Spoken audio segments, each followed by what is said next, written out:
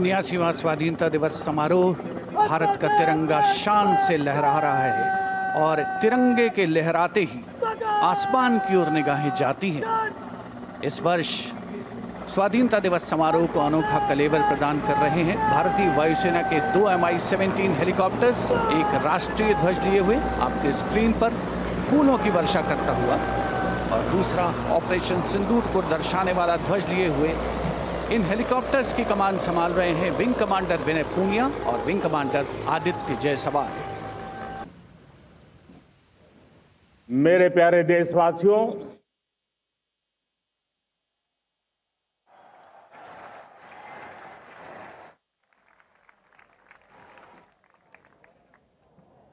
आजादी का ये महापर्व 140 करोड़ संकल्पों का पर्व है। आजादी का ये पर्व सामूहिक सिद्धियों का गौरव का पल है और हृदय उमंग से भरा हुआ है। देश एकता की भावना को निरंतर मजबूती दे रहा है। 140 करोड़ देशवासी आज तिरंगे के रंग में रंगे हैं। हर घर तिरंगा, भारत के हर कोने से, चाहे रेगिस्तान हो या हिमालय की चोटियां, समंदर के तट हो या घनी आबादी वाले क्षेत्र, हर तरफ से एक ही गुंज है, एक ही जयकारा है। हमारी प्राण से भी प्यारी मातृभूमि का जयगान है।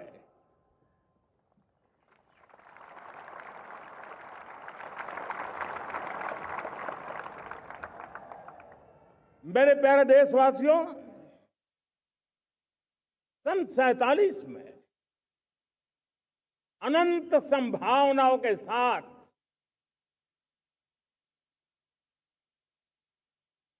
कोटि कोटि भुजाओं के सामर्थ्य के साथ हमारा देश आजाद हुआ। देश की आकांक्षाएं उड़ाने भर रही थी, लेकिन चुनौतियां उससे भी कुछ ज्यादा थी। पूज्य बापू के सिद्धांतों पर चलते हुए संविधान सभा के सदस्यों ने एक बहुत ही महत्वपूर्ण दायित्व निभाया। भारत का संविधान गत 75 वर्ष से एक प्रकाश स्तंभ बन करके हमें मार्ग दिखाता रहा है। भारत के संविधान निर्माता अनेक विद महापुरुष डॉक्टर राजेंद्र प्रसाद, बाबा साहब आंबेडकर, पंडित नेहरू, सरदार वल्लभ भाई पटेल, डॉक्टर सर्वपल्ली राधाकृष्णन जी, इतना ही नहीं, हमारी नारी शक्ति का भी योगदान कम नहीं था। हंसा मेहता जी, दाक्षायणी, वेलायुधन जैसी विदुषियों ने भी भारत के संविधान को सशक्त करने में अपनी भूमिका निभाई थी। आज लाल किले की प्राचीर से देश का मार्गदर्शन करने वाले, देश को दिशा देने वाला संविधान के निर्माताओं को आदरपूर्वक नमन करता हूं।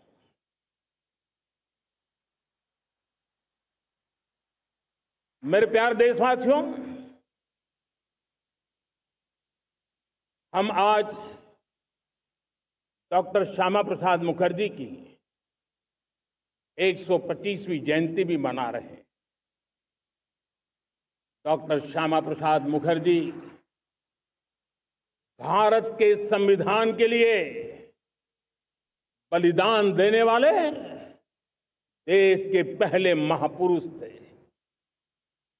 संविधान के लिए बलिदान,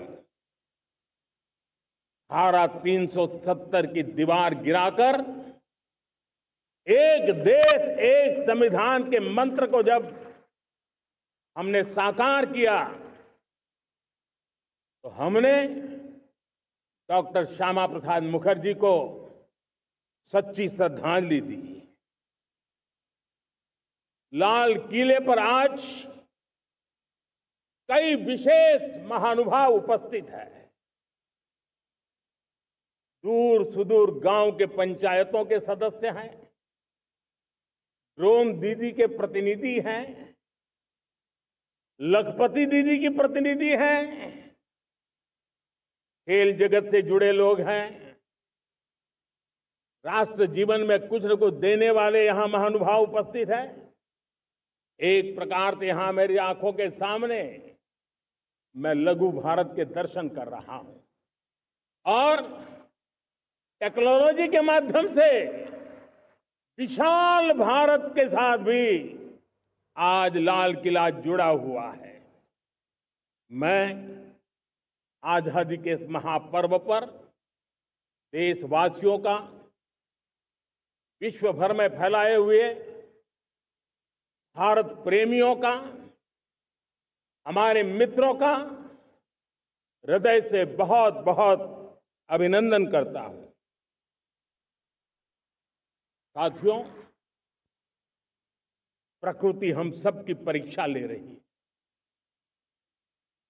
पिछले कुछ दिनों में प्राकृतिक आपदाएं, भूस्खलन, बादलों का फटना, न जाने कितनी कितनी आपदाएं हम झेल रहे हैं।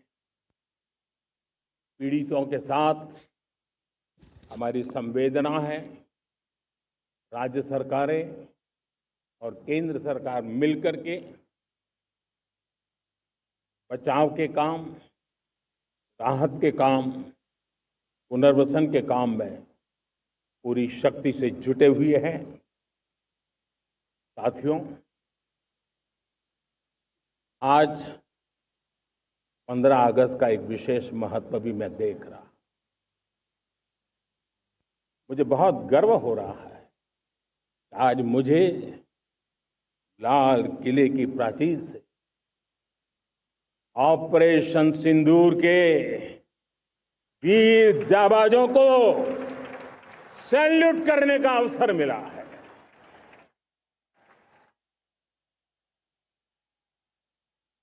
हमारे वीर जाबाज सैनिकों ने दुश्मनों को उनकी कल्पना से परे सजा दी है।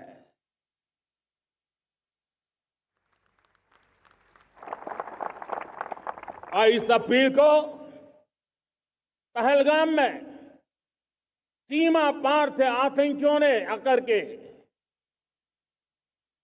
जिस प्रकार का कत्ले आम किया, धर्म पूछ करके लोगों को मारा गया। पत्नी के सामने पति को गोलियां दी, बच्चों के सामने अपने पिता को मौत के घाट उतार दिया गया। पूरा हिंदुस्तान आक्रोश से भरा हुआ था। पूरा विश्व भी इस प्रकार से संहार से चौंक गया था। मेरे प्यारे देशवासियों, ऑपरेशन सिंदूर उसी आक्रोश की अभिव्यक्ति है।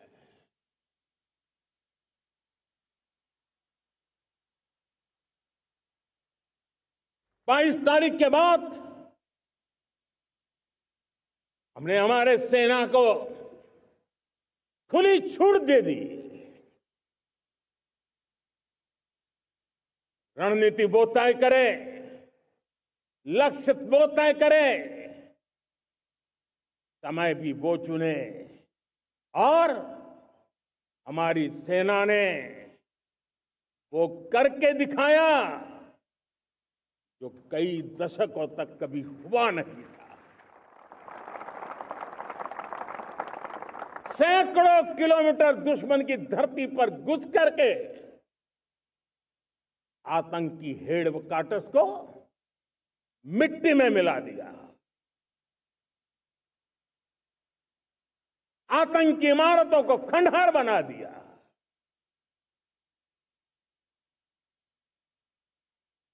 पाकिस्तान की नींद अभी भी उड़ी हुई है।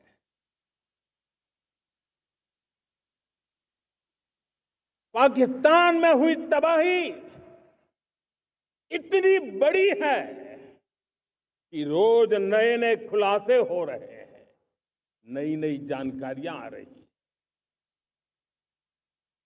मेरे प्यारे देशवासियों, हमारा देश कई दशकों से आतंक को झेलता आया हुआ है। देश के सीने को छलनी कर दिया गया है।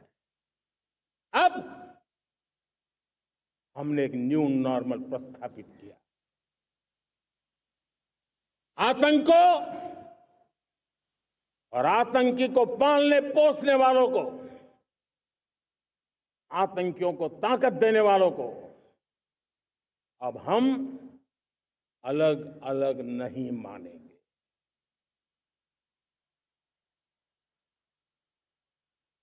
वो मानवता के समान दुश्मन है, उनके बीच कोई फर्क नहीं है।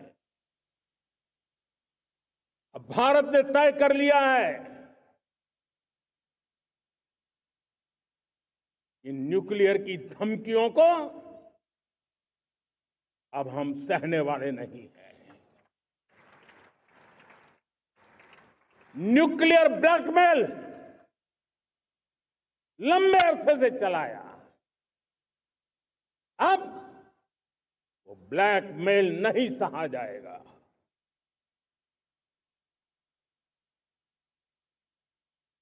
आगे भी अगर दुश्मनों ने ये कोशिश जारी रखी, हमारी सेना तय करेगी, सेना की शर्तों पर, सेना जो समय निर्धारित करे उस समय पर, सेना जो तौर तरीके तय करे उस तौर तरीके से, सेना जो लक्ष्य तय करे उस लक्ष्य को अब हम अमल में ला करके रहने वाले हैं। हम मुंह तोड़ जवाब देंगे। मेरे प्यारे देशवासियों, भारत ने तय कर लिया है, खून और पानी एक साथ नहीं बहेंगे।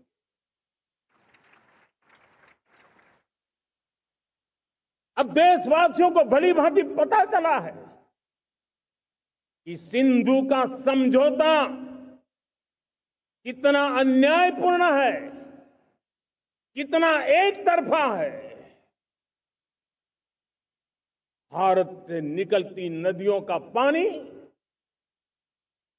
दुश्मनों के खेत को सींच रहा है, और मेरे देश के किसान, मेरे देश की धरती पानी के बिना प्यासी है।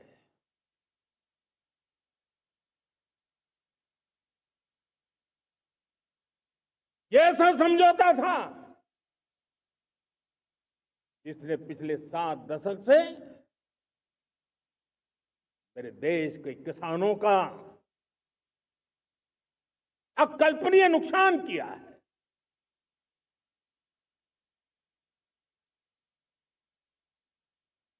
अब हिंदुस्तान के हक का जो पानी है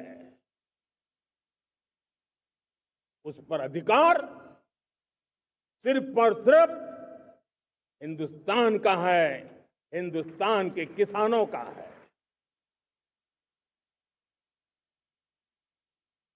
भारत कतई सिंधु समझौते को उस स्वरूप को दशकों तक सहा है, उस स्वरूप को आगे नहीं सहा जाएगा। किसान हित में, राष्ट्र हित में ये समझौता हमें मंजूर नहीं है। मेरे प्यारे देशवासियों, आजादी के लिए असंख्य लोगों ने बलिदान दी, अपनी जवानी खपा दी, जेलों में जिंदगी गुजारी है, फांसी के तख्त पर लटके हैं, कुछ लेने पाने बनने के लिए नहीं, मां भारती के स्वाभिमान के लिए, कोटि कोटि जनों की आजादी के लिए, गुलामी की जंजीरों को तोड़ने के लिए। और मन में एक ही भाव था, स्वाभिमान। साथियों, गुलामी ने हमें निर्धन बना दिया, गुलामी ने हमें निर्भर भी बना दिया, औरों पर हमारी निर्भरता बढ़ती गई।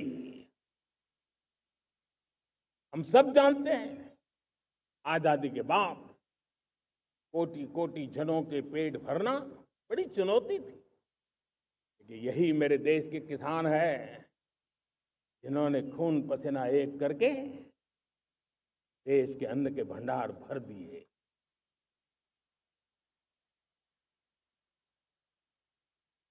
अनाज के संबंध में देश को आत्मनिर्भर बना दिया। एक राष्ट्र के लिए आत्मसम्मान की सबसे बड़ी कसौटी आज भी उसकी आत्मनिर्भरता है।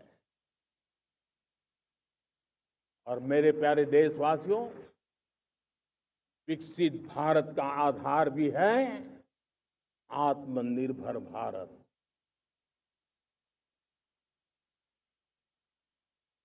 जो दूसरों पर ज्यादा निर्भर रहता है उसकी आजादी पर उतना ही बड़ा प्रश्न चिन्ह लग जाता है। और दुर्भाग्य तो तब बन जाता है जब निर्भरता की आदत लग जाए, पता ही ना चले हम कब आत्मनिर्भरता छोड़ रहे हैं और कब किसी के निर्भर हो जाते हैं। ये आदत खतरे से खाली नहीं है और इसलिए प्रतिपल जागरूक रहना पड़ता है आत्मनिर्भर होने के लिए। और मेरे प्यारे देशवासियों, आत्मनिर्भरता का नाता सिर्फ आयात और निर्यात, रुपये, पैसे, पाउंड, डॉलर यहां तक सीमित नहीं है। इतना सीमित अर्थ उसका नहीं है। आत्मनिर्भरता का नाता हमारे सामर्थ्य से जुड़ा हुआ है। और जब आत्मनिर्भरता खत्म होने लगती है तो सामर्थ्य भी निरंतर क्षीण होता जाता है। और इसलिए हमारे सामर्थ्य को बचाए रखने, बनाए रखने और बढ़ाए रखने के लिए आत्मनिर्भर होना बहुत अनिवार्य है। साथियों, हमने ऑपरेशन सिंदूर में देखा है मेड इन इंडिया की कमाल क्या थी। दुश्मन को पता तक न चला ये कौन से शस्त्रास्त्र है, ये कौन सा सामर्थ्य है जो पलक भर में उनको नष्ट कर रहा है। सोचिए, अगर हम आत्मनिर्भर होते, न होते, तो क्या ऑपरेशन सिंदूर इतनी त्वरित गति से हम कर पाते? पता नहीं कौन सप्लाई देगा, नहीं देगा, साजो सामान मिलेगा, नहीं मिलेगा, इसी की चिंता बनी रहती। लेकिन हमें मेड इन इंडिया की शक्ति हमारे हाथ में थी, सेना के हाथ में थी, इसलिए बिना चिंता, बिना रुकावट, बिना हिचकिचाहट हमारी सेना अपना पराक्रम करती रही। और ये पिछले 10 साल से लगातार डिफेंस के क्षेत्र में आत्मनिर्भरता पर हम एक मिशन लेकर के चले हैं, उसके नतीजे आज नजर आ रहे हैं। साथियों, मैं एक और विषय पर आपका ध्यान आकर्षित करना चाहता हूं। ये बात से कोई इनकार नहीं कर सकता कि 21वीं सदी टेक्नोलॉजी ड्रिवन सेंचुरी है। और जब टेक्नोलॉजी ड्रिवन है और इतिहास की तरफ नजर करें तो पता है, इतिहास गवाह है, जिन जिन देशों ने टेक्नोलॉजी में महारत हासिल की, वो देश विकास की ऊंचाइयों को पार कर गए, शिखर पर पहुंच गए। आर्थिक शक्ति नए पैमाने पर पहुंचती गई। हम जब टेक्नोलॉजी के अलग अलग आयामों की बात करते हैं तो मैं आपका ध्यान आकर्षित करता हूं सेमीकंडक्टर्स पे। उदाहरण के तौर पे बताता हूं, मैं यहां लाल किले से किसी सरकार की आलोचना करने के लिए खड़ा नहीं हुआ और नहीं मैं करना चाहता, लेकिन देश की युवा पीढ़ी को जानकारी होना भी उतना जरूरी है। हमारे देश में 50-60 साल पहले सेमीकंडक्टर को लेकर के फाइलें शुरू हुई। 50-60 साल पहले फैक्ट्री का विचार चालू हुआ।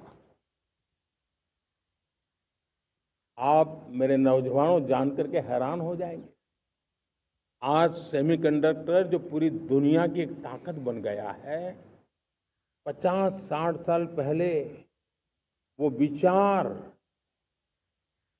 वो फाइलें अटक गई, लटक गई, अटक गई। सेमीकंडक्टर के विचार की ही भ्रूण हत्या हो गई। 50-60 साल गवा दी। हमारे बाद कई देश सेमीकंडक्टर में आज महारत हासिल करके दुनिया में अपनी ताकत को प्रस्थापित कर रहे हैं। साथियों, आज हमने उस बोझ से मुक्त होकर के मिशन मोड में सेमीकंडक्टर के काम को आगे बढ़ाया है। 6 अलग अलग सेमीकंडक्टर के यूनिट्स जमीन पर उतर रहे हैं। 4 नए यूनिट्स को हमने ऑलरेडी हरी झंडी दिखा दी है, ग्रीन सिग्नल दे दिया है। और देशवासियों और मेरे खास करके नौजवानों और विश्व भर में भारत की टेक्नोलॉजी की ताकत को समझने वाले लोगों को भी कहना चाहूंगा, इसी वर्ष के अंत तक मेड इन इंडिया, भारत की बनी हुई, भारत में बनी हुई, भारत के लोगों द्वारा बनी हुई मेड इन इंडिया चिप्स बाजार में आ जाएगी।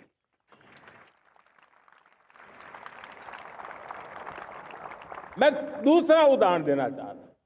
अब ऊर्जा के क्षेत्र में हम सब जानते हैं कि हम एनर्जी के लिए बहुत सारे देशों पर डिपेंडेंट है। पेट्रोल हो, डीजल हो, गैस हो, लाखों करोड़ रुपए हमें खर्च करके लाना पड़ता है। हमें इस संकट से देश को आत्मनिर्भर बनाना, ऊर्जा में आत्मनिर्भर बनाना बहुत जरूरी है। हमने बीड़ा उठाया और आज 11 वर्ष में सोलर एनर्जी 30 गुना बढ़ चुकी है। हम नए नए डैम बना रहे हैं ताकि हाइड्रो का विस्तार हो और हमें क्लीन एनर्जी की उपलब्ध हो। भारत मिशन ग्रीन हाइड्रोजन लेकर के आज हजारों करोड़ रुपए इन्वेस्ट कर रहा है। भविष्य की ऊर्जा को ध्यान में रख करके, ऊर्जा के क्षेत्रों को ध्यान में रख करके भारत न्यूक्लियर एनर्जी पर भी बहुत बड़े इनिशिएटिव ले रहा है।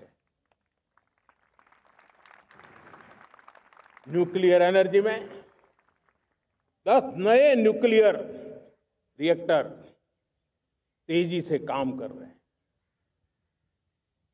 2047 तक, जो कि हमने विकसित भारत का लक्ष्य तय किया है, जब देश की आजादी के 100 साल होंगे, हम परमाणु ऊर्जा क्षमता 10 गुना से भी अधिक बढ़ाने का संकल्प लेकर के आगे बढ़ रहे हैं। मेरे प्यारे देशवासियों, रिफॉर्म एक निरंतर प्रक्रिया है। समयानुकूल परिस्थिति के अनुसार रिफॉर्म करते जाना होता है। हम न्यूक्लियर एनर्जी के क्षेत्र में बहुत बड़े रिफॉर्म लेकर के आए। अब हमने प्राइवेट सेक्टर के लिए भी परमाणु ऊर्जा को उसके द्वार खोल दिए हैं। हम शक्ति को जोड़ना चाहते हैं। मेरे प्यारे देशवासियों, दुनिया जब आज ग्लोबल वार्मिंग को लिए चिंता करती है, तब मैं विश्व को भी बताना चाहता हूं कि भारत ने तय किया था कि हम 2030 तक क्लीन एनर्जी भारत में 50% पहुंचा देंगे। ये लक्ष्य हमारा 2030 तक था।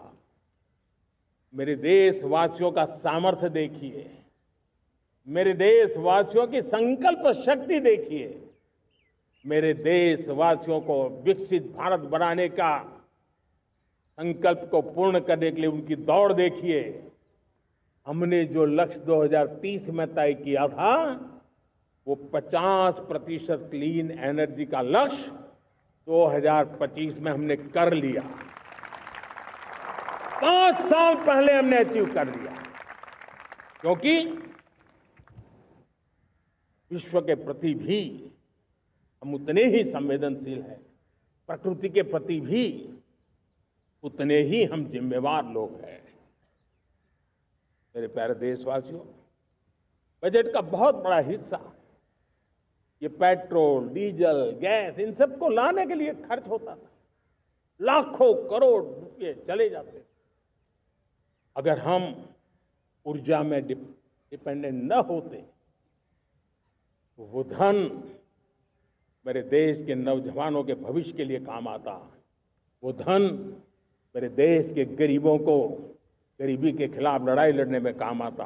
वो धन मेरे देश के किसानों के कल्याण में काम आता। वो धन मेरे देश के गांव की परिस्थिति को पलटने के लिए काम आता। लेकिन हमें विदेशों को देना पड़ रहा। अब हम आत्मनिर्भर बनने की दिशा में काम कर रहे हैं। देश को विकसित बनाने के लिए हम अब समुद्र मंथन की तरफ भी जा रहे हैं। हमारे समुद्र के मंथन को आगे बढ़ाते हुए हम समुद्र के भीतर के तेल के भंडार, गैस के भंडार, उसको खोजने की दिशा में एक मिशन मोड में काम करना चाहते हैं। और इसलिए भारत ने national deep water exploration mission शुरू करने जा रहा है। ये ऊर्जा इंडिपेंडेंट बनने के लिए ये हमारी महत्वपूर्ण घोषणा है। मेरे प्यारे देशवासियों, आज पूरा विश्व क्रिटिकल मिनरल को लेकर के बहुत ही सतर्क हो गया है। उसके सामर्थ्य को लोग भली भांति समझने लगे हैं। कल तक जिस तरफ ज्यादा ध्यान नहीं था, वो आज सेंटर स्टेज पे है। हमारे लिए भी क्रिटिकल मिनरल्स में आत्मनिर्भरता बहुत अनिवार्य है। एनर्जी का सेक्टर हो, इंडस्ट्री का सेक्टर हो, रक्षा क्षेत्र हो, टेक्नोलॉजी के हर क्षेत्र हो, आज क्रिटिकल मिनरल्स की टेक्नोलॉजी के अंदर बहुत अहम भूमिका है। और इसलिए नेशनल क्रिटिकल मिशन हमने लॉन्च किया है। 1200 से अधिक स्थानों पर खोज का अभियान चल रहा है और हम क्रिटिकल मिनरल में भी आत्मनिर्भर बनने की दिशा में आगे बढ़ रहे हैं। मेरे प्यारे देशवासियों, स्पेस सेक्टर का कमाल तो हर देशवासी देख रहा, गर्व से भर जा रहा। और हमारे group captain Shubhanshu Shukla space station से लौट चुके हैं और आने वाले कुछ दिनों में वो भारत भी आ रहे हैं। हम स्पेस में भी अपने दम पर आत्मनिर्भर भारत गगनयान की तैयारी कर रहे हैं। हम अपने बलबूते पर हमारा अपना स्पेस स्टेशन बनाने की दिशा में हम काम कर रहे हैं। और पिछले दिनों स्पेस में जो रिफॉर्म किए गए, मुझे बहुत गर्व हो रहा है। मेरे देश के 300 से ज्यादा स्टार्टअप्स आप सिर्फ और सिर्फ स्पेस सेक्टर में काम कर रहे हैं और उन 300 स्टार्टअप में हजारों नौजवान पूरे सामर्थ्य के साथ जुटे हैं। ये है मेरे देश के नौजवानों की ताकत और ये है हमारे देश के नौजवानों के प्रति विश्वास। मेरे प्यारे देशवासियों, 140 करोड़ भारतवासी 2047 में जब आजादी के 100 साल होंगे, विकसित भारत के संकल्प को परिपूर्ण करने के लिए पूरी ताकत से जुटे हैं। इस संकल्प की पूर्ति के लिए भारत आज हर सेक्टर में आधुनिक इकोसिस्टम तैयार कर रहा है और आधुनिक इकोसिस्टम हर क्षेत्र में हमारे देश को आत्मनिर्भर बनाएगा। आज मेरा लाल किले की प्राचीर से मेरे देश के युवा वैज्ञानिकों को, मेरे टैलेंटेड यूथ को, मेरे इंजीनियर्स को और प्रोफेशनल्स को और सरकार के हर विभागों को भी मेरा आह्वान है, क्या हमारा अपना made in India fighter jets के लिए जेट इंजन हमारा होना चाहिए कि नहीं होना चाहिए?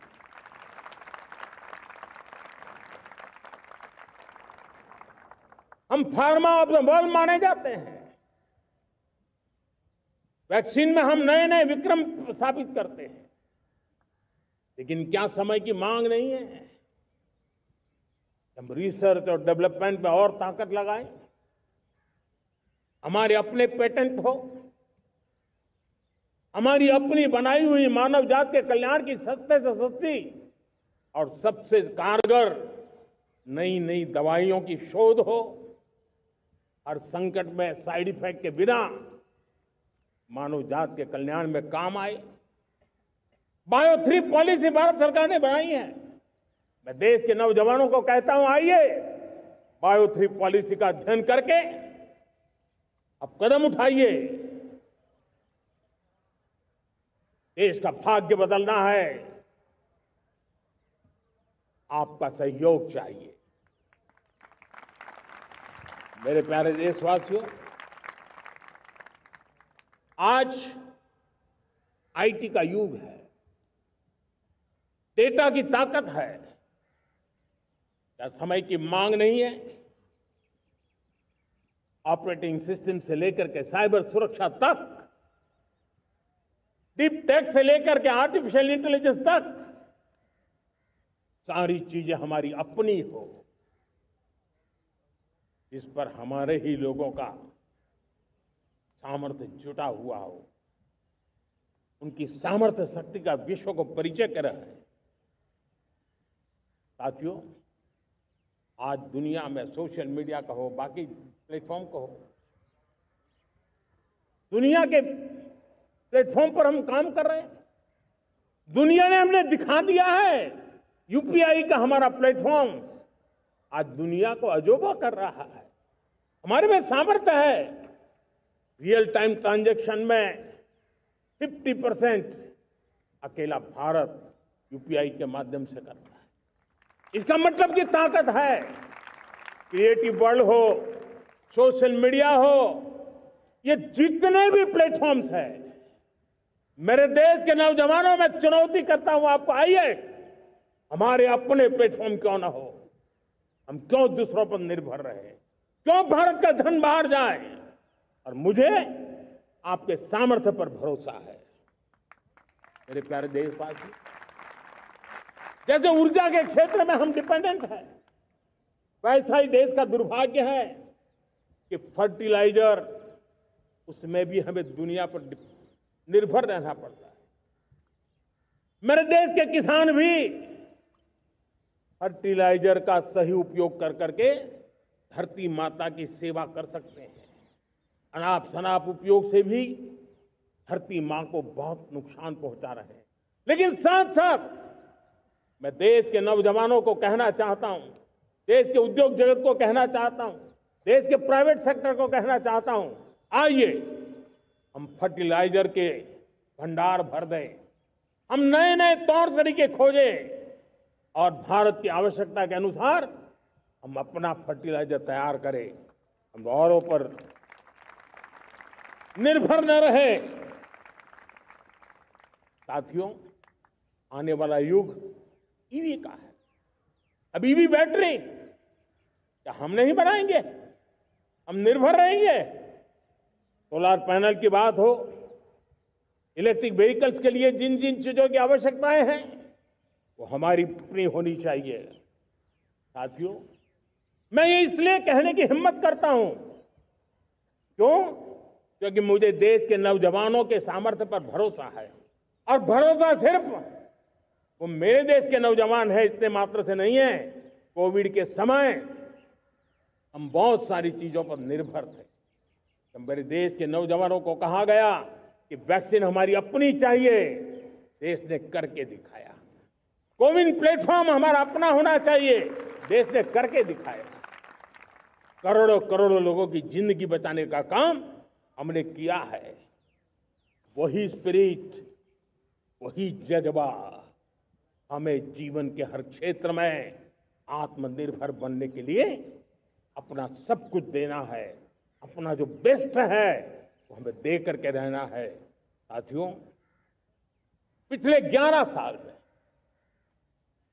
एंटरप्रेन्योरशिप, उद्यमशीलता को बहुत बड़ी ताकत मिली। आज लाखों स्टार्टअप्स टियर 2, टियर 3 सिटी में देश की अर्थशक्ति को, देश के इनोवेशन को ताकत दे रहे हैं। उसी प्रकार से मुद्रा योजना से हमारे देश के करोड़ों नौजवान, उसमें भी हमारी बेटियां, करोड़ों करोड़ों लोग मुद्रा से लोन लेकर के अपना खुद का कारोबार कर रहे हैं। खुद तो अपने पैरों पर खड़े हुए हैं, लेकिन औरों को भी पैरों पर खड़े रहने की ताकत देते हैं। वे भी एक प्रकार से हर व्यक्ति को आत्मनिर्भर बनाने का अवसर दे रही है। मेरे साथियों, विमेन सेल्फ हेल्प ग्रुप किसी का ध्यान नहीं था। पिछले 10 साल में विमेन सेल्फ हेल्प ग्रुप ने कमाल करके दिखाया। आज उनके प्रोडक्ट दुनिया के बाजार में जाने लगे हैं। लाखों करोड़ों का कारोबार हमारे विमेन सेल्फ हेल्प ग्रुप से। मैंने एक बार मन की बात में खिलौने की बात कही थी। हम करोड़ों करोड़ रुपए के खिलौने विदेश से लाते थे। मैंने ऐसे ही मन की बात में कहा, करे मेरे देश के नौजवानों, ऐसा भी करें इन्हें क्या, किलो भी बाहर जाएंगे। और आज मैं गर्व से कहता हूं कि मेरा देश खिलौने एक्सपोर्ट करने लग गया है। यानी देश के सामर्थ्य को हर प्रकार के अवसर मिले, हर रुकावटों से मुक्ति मिले, उसको सर्वाधिक करने के लिए प्रेरित किया जाए। देश कर सकता है। मैं देश के युवाओं से कहता हूं, आइए आप इनोवेटिव आइडियाज लेकर के, आपके आइडियाज को मरने मत देना दोस्तों। आज का आपका आइडिया हो सकता है आने वाली पीढ़ी का भविष्य बना सकता है। मैं आपके साथ खड़ा हूं, मैं आपके लिए काम करने के लिए तैयार हूं, आपका साथी बन के काम करना तैयार हूं। आप आइए, हिम्मत जुटाइए, इनिशिएटिव लीजिए। जो युवा मैन्युफैक्चरिंग के बारे में सोचते हैं, आइए आगे बढ़िए। सरकार के नियमों में बदलाव करना है, मुझे बताइए। अब देश रुकना नहीं चाहता है। 2047 दूर नहीं है। एक एक पल की कीमत है और हम एक भी पल गंवाना नहीं चाहते दोस्तों।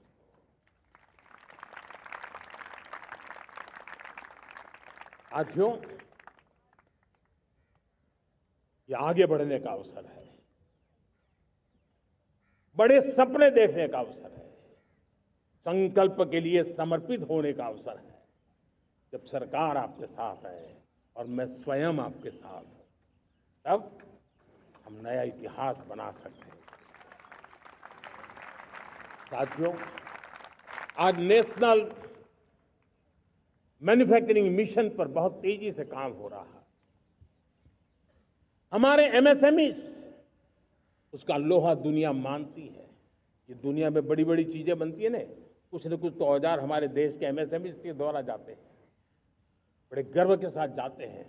लेकिन हम कॉम्प्रिहेंसिव इंटीग्रेटेड विकास की राह पर जाना चाहते हैं और इसलिए उनकी शक्ति बढ़े।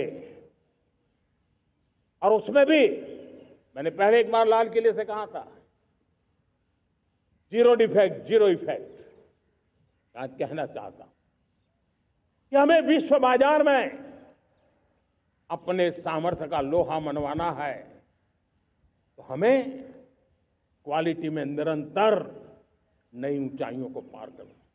दुनिया क्वालिटी को स्वीकार करती है, हमारी गुणवत्ता सबसे ज्यादा हो और सरकार के भी प्रयास हो, रॉ मटेरियल की भी उपलब्धि हो, हमारी प्रोडक्शन की कॉस्ट कैसे कम हो, हम उसमें दम रह गए।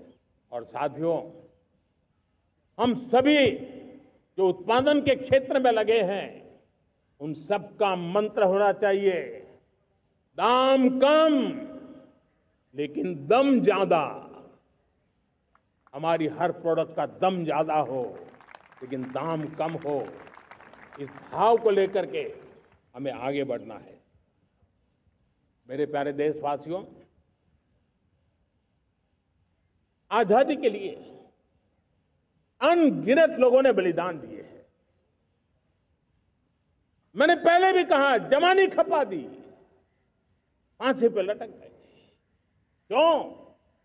स्वतंत्र भारत के लिए 75-100 साल पहले का वो कालखंड याद कीजिए।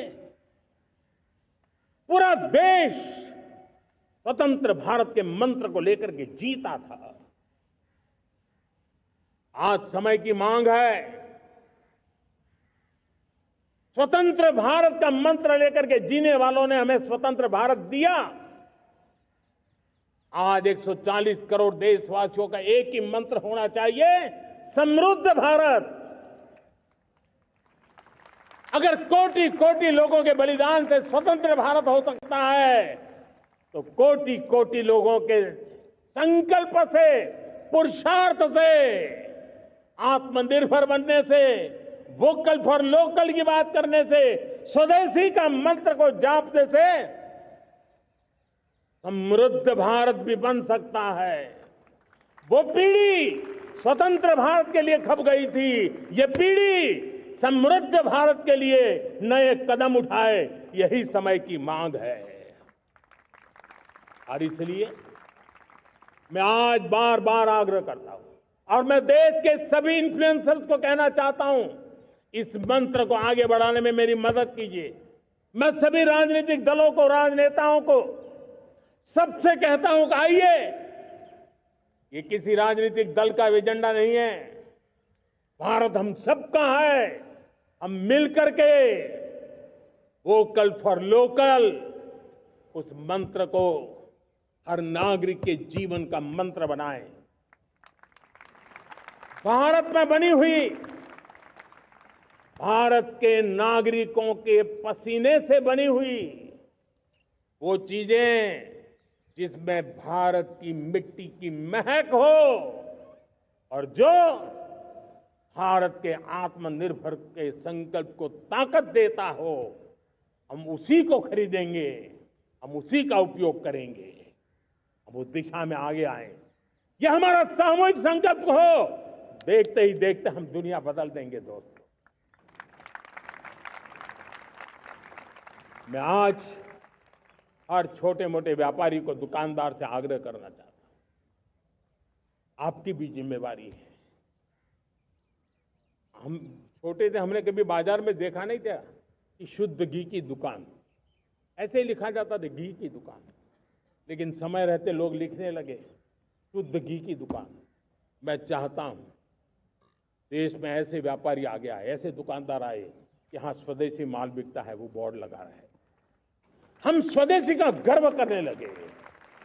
हम स्वदेशी मजबूरी में नहीं, मजबूती के साथ उपयोग करेंगे, मजबूती के लिए उपयोग करेंगे और जरूरत पड़ी तो औरों को मजबूर करने के लिए उपयोग करेंगे। ये हमारी ताकत होनी चाहिए, ये हमारा मंत्र होना चाहिए। मेरे प्यारे देशवासियों,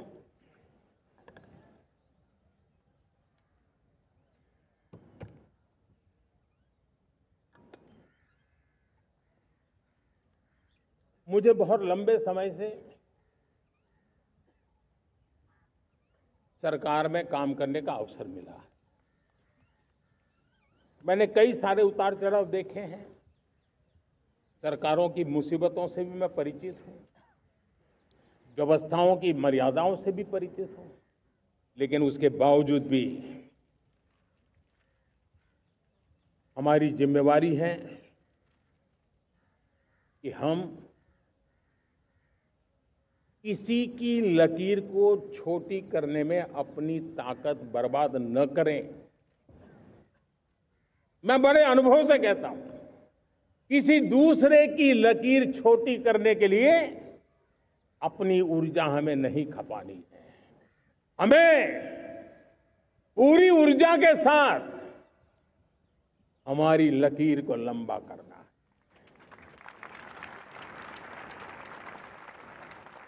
हम अगर अपनी लकीर लंबी करते हैं तो दुनिया भी हमारा लोहा मानेगी। आज जब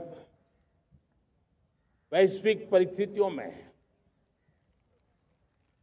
आर्थिक स्वार्थ दिनों दिन बढ़ रहा है,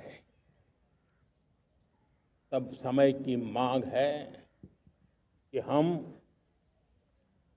उन संकटों के रोते बैठने की जरूरत नहीं है। हिम्मत के साथ हम अपनी लकीर को लंबी करें। और मैं 25 साल के शासन के अनुभव से कह सकता हूं, अगर ये रास्ता हमने चुन लिया हर किसी ने चुन लिया तो फिर कोई स्वार्थ हमें अपनी चंगुल में नहीं फंसा सकता है। मेरे प्यारे देशवासियों, बीता दशक रिफॉर्म, परफॉर्म, ट्रांसफॉर्म कर रहा है, लेकिन अब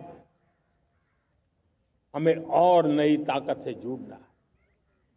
पिछले दिनों हमने कई रिफॉर्म्स किए, एफडीआई हो, इंश्योरेंस कंपनी की बात हो, विश्व की यूनिवर्सिटीज को भारत के अंदर स्थान देने की बात हो, कई रिफॉर्म्स किए हैं। 40,000 से ज्यादा अनावश्यक कंप्लायंसेस को हमने खत्म किया है। इतना ही नहीं, 1500 से अधिक पुराने कानून जो बाबा आदम के जमाने के थे, उन सबको हमने खत्म कर दिया है। हमने दर्जनों कानूनों को सरल करने के लिए संसद में जाकर के जनता के हितों को सर्वोपरि रख करके बदलाव किए हैं। इस बार भी हो हल्ला के बीच लोगों तक बात पहुंची नहीं होगी, लेकिन एक बहुत बड़ा रिफॉर्म इनकम टैक्स एक्ट में हुआ है। करीब 280 से ज्यादा धाराएं हमने समाप्त करने का निर्णय किया है। और साथियों, सिर्फ आर्थिक मोर्चे पर ही रिफॉर्म नहीं, हमने नागरिक के जीवन को भी आसान बनाने के लिए रिफॉर्म किए। इनकम टैक्स रिफंड की बात हो, रिफॉर्म का परिणाम है। फेसलेस असेसमेंट की बात हो, रिफॉर्म का परिणाम है। 12 लाख तक आज इनकम टैक्स से मुक्ति दे देना, देश का जो भविष्य बनाने में उत्सुक है ऐसा मेरा मध्यम वर्ग का परिवार आज पुला नहीं समा रहा है। कभी किसी ने सोचा नहीं था कि 12 लाख रुपए तक का इनकम टैक्स पर जीरो कर दिया जाएगा। आज कर लिया है। जब देश का सामर्थ्य बढ़ता है तो देशवासियों को लाभ मिलता है। अंग्रेजों के जमाने से दंड संहिता में हम दबे पड़े थे, दंड का भय दिखा करके जीवन चल रहा था। 75 साल आजादी के ऐसे ही गए। हमने दंड संहिता को खत्म कर दिया, न्याय संहिता को ले आए हैं। न्याय संहिता में भारत के नागरिक के प्रति विश्वास का भाव है, भारत के नागरिक के अंदर अपनेपन का भाव है, संवेदनशीलताओं से भरा हुआ है। हमने रिफॉर्म की यात्रा को तेज करने के लिए बीड़ा उठाया। हम बहुत तेजी से आगे बढ़ना चाहते हैं। मैं चाहता हूं देशवासियों, देश के लिए कर रहा हूं, मैं मेरे लिए नहीं कर रहा हूं, किसी का बुरा करने के लिए नहीं कर रहा हूं। मेरे राजनीतिक दल, मेरे प्रतिस्पर्धी साथी भी देश की इस उज्जवल भविष्य के लिए आगे आए, हमारा साथ दें। स्ट्रक्चरल रिफॉर्म्स की बात हो, रेगुलेटरी रिफॉर्म्स की बात हो, पॉलिसी रिफॉर्म की चर्चा हो, प्रोसेस रिफॉर्म की चर्चा हो, प्रोसीड्यूरल रिफॉर्म्स करने की जरूरत हो, हर प्रकार के रिफॉर्म्स ये आज हमने मकसद बना करके चले हैं। और मेरे प्यारे देशवासियों, नेक्स्ट जनरेशन रिफॉर्म्स के लिए हमें एक टास्क फोर्स गठित करने का निर्णय किया है। ये टास्क फोर्स समय सीमा में इस काम को पूरा करे, वर्तमान नियम, कानून, नीतियां, रीतियां 21वीं सदी के अनुकूल, वैश्विक वातावरण में अनुकूल और भारत को 2047 में विकसित राष्ट्र बनाने के संदर्भ में नए सिरे से तैयार हो और उसका समय सीमा में अपना कार्य पूरा करने के लिए इस टास्क फोर्स की रचना की है। साथियों, ये रिफॉर्म के कारण जो नए लोग अपना भविष्य बनाने चाहते हैं उनको तो हिम्मत मिलेगी। हमारे स्टार्टअप्स हो, हमारे लघु उद्योग हो, हमारे गृह उद्योग हो, उन लोग उद्यमियों को उनकी कंप्लायंस कॉस्ट बहुत कम हो जाएगी और उसके कारण उनको एक नई ताकत मिलेगी। जो एक्सपोर्ट की दुनिया में उनको लॉजिस्टिक सपोर्ट के कारण, व्यवस्थाओं में बदलाव के कारण उनको एक बहुत बड़ी ताकत मिलेगी। साथियों, ऐसे ऐसे कानून है हमारे देश में, छोटी छोटी चीजों के लिए जेल में डालने के कानून है। आप हैरान हो जाएंगे, किसी ने नजर नहीं दौड़ाई। मैं पीछे लगा हूं, ये मेरे देश के नागरिकों को जेल में बंद करने वाले जो अनावश्यक कानून है वो खत्म होने चाहिए। हम संसद में पहले भी बिल लाए थे, इस बार भी लेके आए हैं। साथियों, इस दिवाली में आपकी डबल दिवाली का काम मैं करने वाला हूं। इस दिवाली में आपको एक बहुत बड़ा तोहफा देशवासियों को मिलने वाला है। पिछले 8 साल से हमने जीएसटी का बहुत बड़ा रिफॉर्म किया। पूरे देश में टैक्स के बर्डन को कम किया, टैक्स की व्यवस्थाओं को सरल किया, और 8 साल के बाद समय की मांग है कि हम एक बार उसको रिव्यू करें। हमने एक हाई पावर कमेटी को बिठा करके रिव्यू शुरू किया, राज्यों से भी विचार विमर्श किया, और मेरे प्यारे देशवासियों, हम नेक्स्ट जनरेशन जीएसटी रिफॉर्म्स लेकर के आ रहे हैं। ये दिवाली के अंदर आपके लिए तोहफा बन जाएंगे। सामान्य मानवीय की जरूरतों के टैक्स भारी मात्रा में कम कर दिए जाएंगे। बहुत बड़ी सुविधा बढ़ेगी। हमारे एमएसएमई, हमारे लघु उद्यमी, इनको बहुत बड़ा लाभ मिलेगा। रोजमर्रा की चीजें बहुत सस्ती हो जाएगी और उससे इकोनॉमी को भी एक नया बल मिलने वाला है। मेरे प्यारे देशवासियों, आज देश तीसरी बड़ी इकोनॉमी बनने के लिए समय है, तेज गति से आगे बढ़ रहा है। हम दरवाजे खटखटा रहे हैं और बहुत तेजी से हम उसको अचीव भी कर लेंगे। और कोई तो दिन होगा, मैं आपके बीच आकर के लाल किले की प्राचीर से ये खबर भी सुनाऊंगा।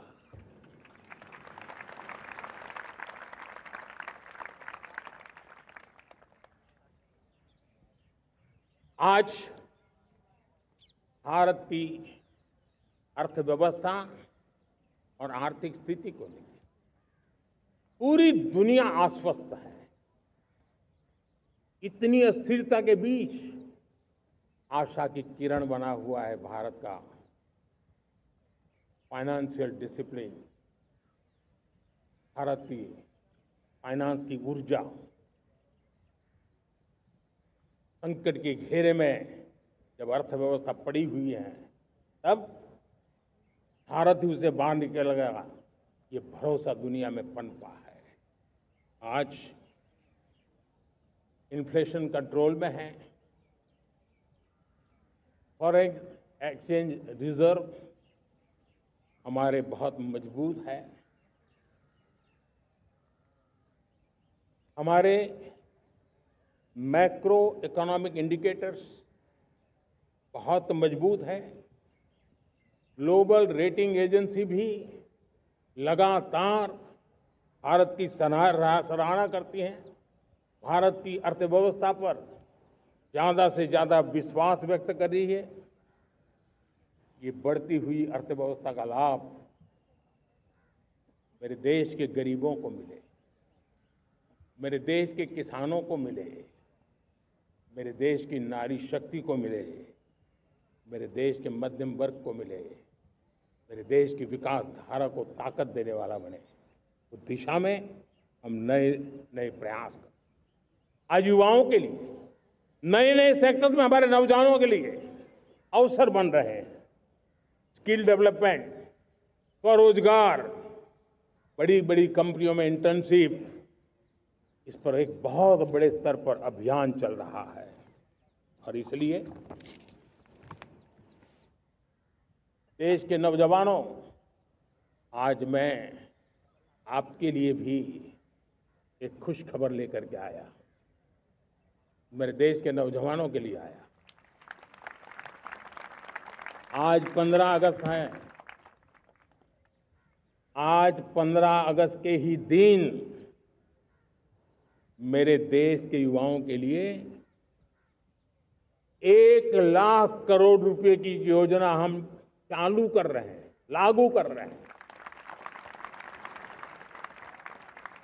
आज से प्रधानमंत्री विकसित भारत रोजगार योजना आज ही 15 अगस्त को लागू हो रही है। ये आपके लिए बहुत खुशखबरी है। इस योजना के तहत निजी क्षेत्र में पहली नौकरी पाने वाले नौजवान को, बेटे बेटी को 15,000 रुपया सरकार की तरफ से दिए जाएंगे।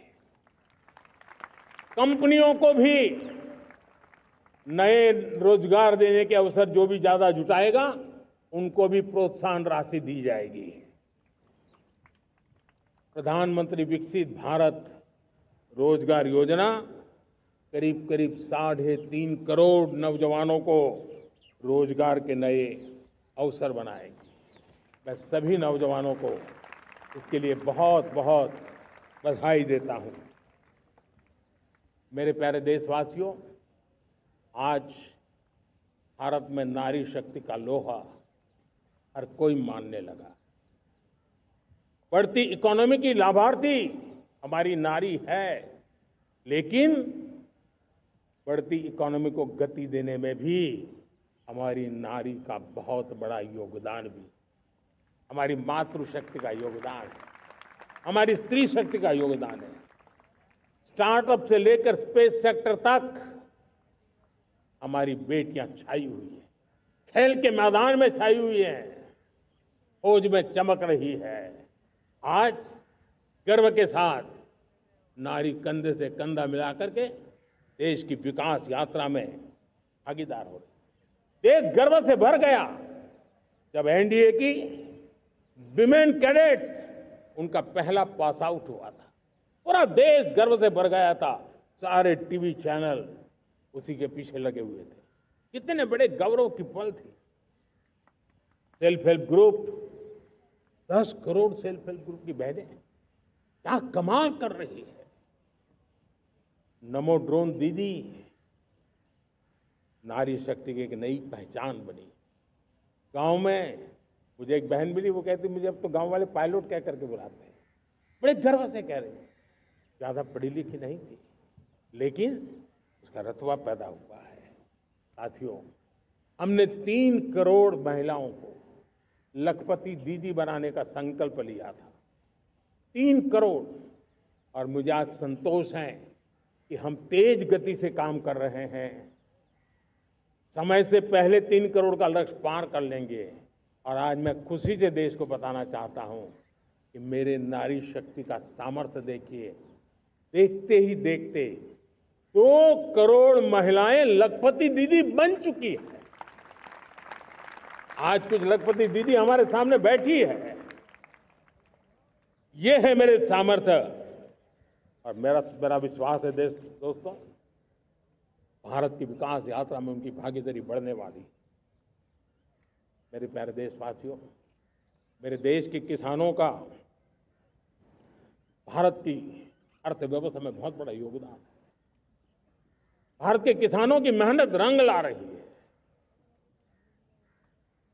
पिछले साल अनाज के उत्पादन में मेरे देश के किसानों ने के पुराने सारे विक्रम तोड़ दिए। ये सामर्थ्य है मेरे देश का।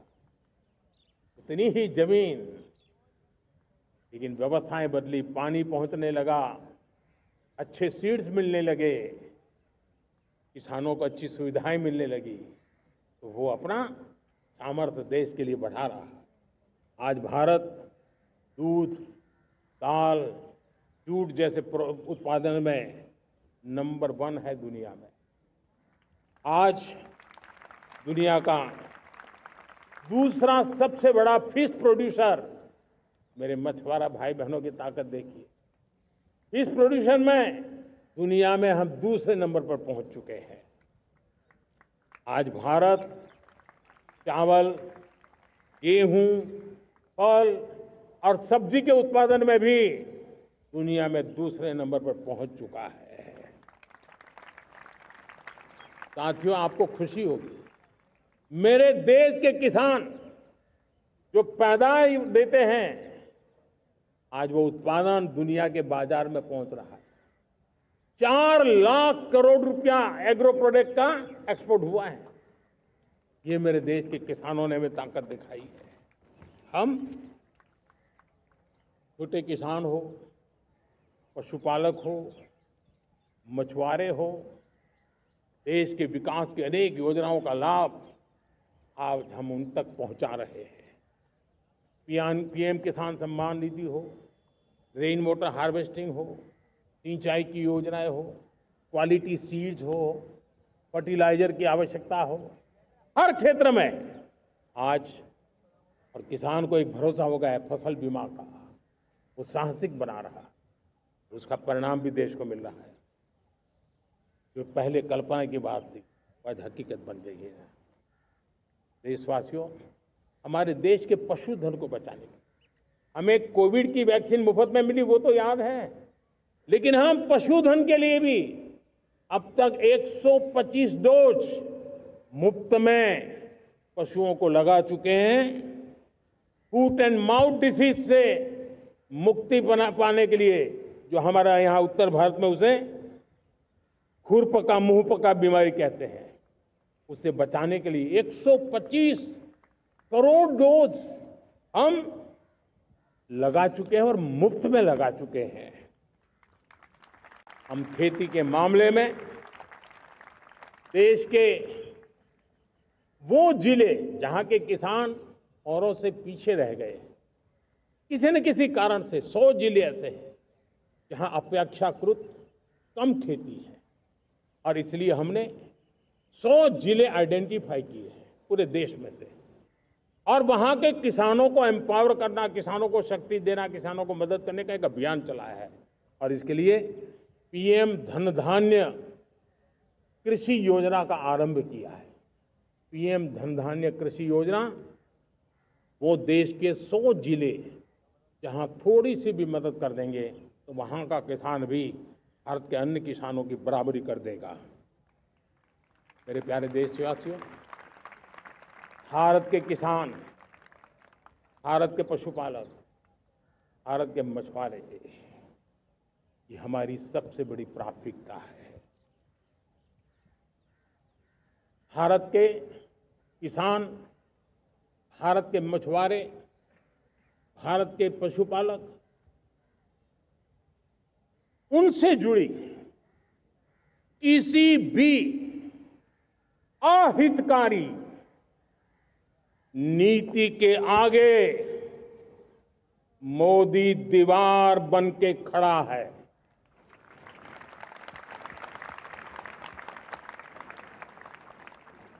भारत अपने किसानों, अपने पशुपालकों, अपने मछुआरों के संबंध में कभी भी कोई समझौता नहीं स्वीकार करेगा।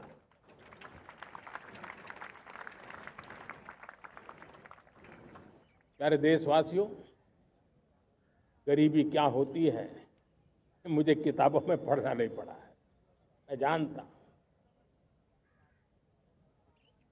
सरकार में भी रहा हूं और इसलिए मेरी कोशिश रही है कि सरकार फाइलों में नहीं होनी चाहिए। सरकार देश के नागरिकों की लाइफ में होनी चाहिए। दलित हो, पीड़ित हो, शोषित हो, वंचित हो, उनके लिए सकारात्मक रूप से सरकारें प्रोएक्टिव हो, सरकारें प्रो पीपल हो, उस दिशा में हम निरंतर प्रयास कर रहे हैं। समाज के हर जरूरत व्यक्ति के लिए, कुछ लोगों को लगता है कि सरकार की योजनाएं पहले भी आती थी। जी नहीं, हम सरकार की योजनाओं को जमीन पर उतार रहे हैं, सैचुरेशन पर बल देते हैं, और सामाजिक न्याय का अगर कोई सच्चा एजुकेशन है तो सैचुरेशन में है, जिसमें कोई हकदार छूटे नहीं, हकदार के घर तक सरकार जाए और उसे अपना हक की चीजें मिले, उसके लिए हम काम कर रहे हैं। जनधन अकाउंट जब खोले गए ना, वो सिर्फ बैंक का अकाउंट था ऐसा नहीं है, उसे एक स्वाभिमान मिला था कि बैंक के दरवाजे मेरे लिए भी खुलते हैं, मैं भी बैंक के दरवाजे में जाकर के टेबल पे हाथ रख करके बात कर सकता हूं। ये विश्वास हमने जगाया है। आयुष्मान भारत ने बीमारी को सहने की आदत से मुक्ति दिलाने का और उनको अच्छे स्वास्थ्य के लिए मदद करने का काम, और जब हम वरिष्ठ नागरिकों को 5 लाख रुपए से ज्यादा मदद कर करके उनके आरोग्य की चिंता करते हैं, आज पीएम आवास 4 करोड़ गरीबों को घर मिलना मतलब जिंदगी के नए सपने वहां सजते हैं। वो सिर्फ 4 दीवारें नहीं है दोस्तों। रेहड़ी पटरी वालों के लिए पीएम स्वनिधि योजना, जो कभी ब्याज के चक्कर में फंसा रहता था, आज पीएम स्वनिधि से रेहड़ी पटरी वाला भी, और आपने देखा वो यूपीआई से पैसे लेता है, यूपीआई से पैसे देता है। ये बदलाव आखिरी व्यक्ति तक चिंता लोगों की लाइफ में सरकार होनी चाहिए। उसी के कारण ये जमीन से जुड़ी योजनाएं बनती हैं, और जमीन से जुड़ी योजनाएं जमीन पर उतरती हैं, और जमीन से उतरी हुई योजनाएं जीवन में बदलाव लाने का एक सशक्त माध्यम बन जाती है। एक समय था, गरीब हो, पीड़ित हो, आदिवासी हो, वंचित हो, दिव्यांग हो, हमारी विधवा माताएं बहनें हो, अपने हक के लिए दर दर भटकते रहते थे। सरकारी दफ्तरों में चक्कर लगाते लगाते जिंदगी पूरी हो जाती। आज सरकार आपके दरवाजे पर आती है, सैचुरेशन के अप्रोच को लेकर के आती है, करोड़ों लाभार्थियों को सरकारी योजनाओं का लाभ मिल रहा है। डायरेक्ट बेनिफिट ट्रांसफर एक बहुत बड़ा क्रांतिकारी काम हुआ है। साथियों, गरीबी हटाओ के नारे देश ने बहुत सुने हैं, लाल किले से भी सुने, और देश सुन सुन करके थक गया था, और देश ने मान लिया था कि गरीबी हट नहीं सकती है।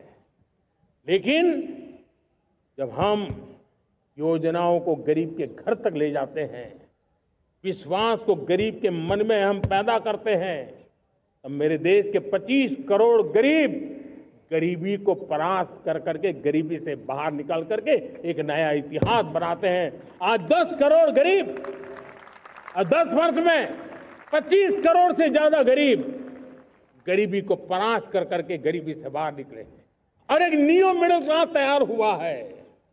मेरे साथियों, ये न्यू मिडिल क्लास और मिडिल क्लास एक ऐसी जुगलबंदी है जिसमें एस्पिरेशन भी है, एफर्ट भी है।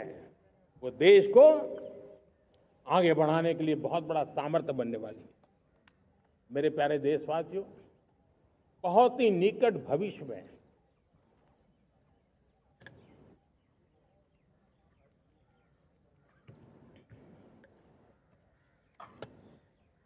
मेरे प्यारे देशवासियों, बहुत ही निकट भविष्य में महान समाज सुधारक महात्मा ज्योतिबा फुले जी की 200वीं जयंती आ रही है। हम उस जयंती के समारोह शुरू करने जा रहे हैं, और महात्मा ज्योतिबा फुले के सिद्धांत, उन्होंने जो मंत्र दिए, उसमें हमारे लिए प्रेरणा है। पिछड़े को प्राथमिकता, पिछड़े को प्राथमिकता देते हुए हम परिवर्तन की ऊंचाइयों को प्राप्त करना चाहते हैं। हम इसके लिए परिश्रम की पराकाष्ठा करना चाहते हैं। हम पारदर्शी नीतियों के द्वारा पिछड़ों को प्राथमिकता, ये हम धरती पर उतारना चाहते हैं, हर पिछड़े के जीवन में उतारना चाहते हैं।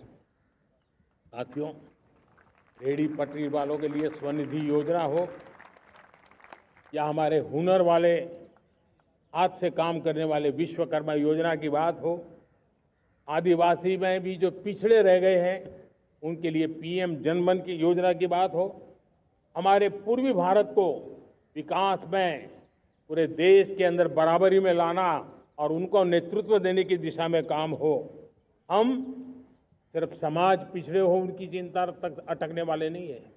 जो क्षेत्र पिछड़े हैं उनको भी हम प्राथमिकता देना चाहते हैं। जो जिले पिछड़े रहे हैं हम उनको प्राथमिकता देना चाहते हैं। जो ब्लॉक पिछड़े रहे हैं उनको प्राथमिकता देना चाहते हैं। हमने 100 एस्पिरेशनल डिस्ट्रिक्ट, 500 एस्पिरेशनल ब्लॉक उसी मिशन में काम किया है। हमने पूर्वी भारत के विकास के लिए हजारों करोड़ रुपए के इंफ्रास्ट्रक्चर के प्रोजेक्ट को बल दिया है।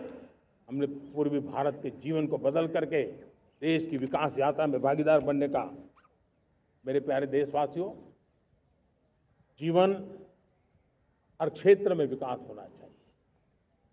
विकास के लिए खेल का भी महत्व होता है। और मुझे खुशी है कि एक जमाना था जहाँ बच्चे खेल में अगर समय लगाते हैं तो माँ बाप ज्यादा पसंद नहीं करते थे। आज एकदम से उलट गया है। अगर बच्चे खेलकूद में आगे आते हैं, रुचि लेते हैं, तो माँ बाप गर्व से भर जाते हैं। मैं इसे एक शुभ संकेत मानता हूं। मेरे देश के परिवार के अंदर खेल को प्रोत्साहन का वातावरण मैं देखता हूं, मेरा मन गर्व से भर जाता है। मैं इसे देश के भविष्य के लिए बहुत शुभ संकेत मानता हूं। और साथियों, इस खेल को बढ़ावा देने के लिए हमने नेशनल स्पोर्ट्स पॉलिसी, कई दशकों के बाद हम देश में खेलो भारत नीति को लेकर के आए हैं, ताकि एक खेल जगत का सर्वांगीण विकास का प्रयास हो। स्कूल से लेकर के ओलंपिक तक हम एक पूरा इकोसिस्टम डेवलप करना चाहते हैं। चाहे कोचिंग की व्यवस्था हो, फिटनेस की बात हो, खेल के मैदान हो, खेल की व्यवस्थाएं हो, खेल के लिए आवश्यक साधन हो, लघु उद्योगों को भी खेल के साधन बनाने में मदद करने की बात हो। यानी एक प्रकार से पूरा इकोसिस्टम हम दूर दराज के बच्चों तक पहुंचाना चाहते हैं। लेकिन साथियों, जब मैं फिटनेस की बात करता हूं, जब मैं खेलकूद की बात करता हूं, तब मैं एक चिंता भी आपके सामने रखना चाहता हूं।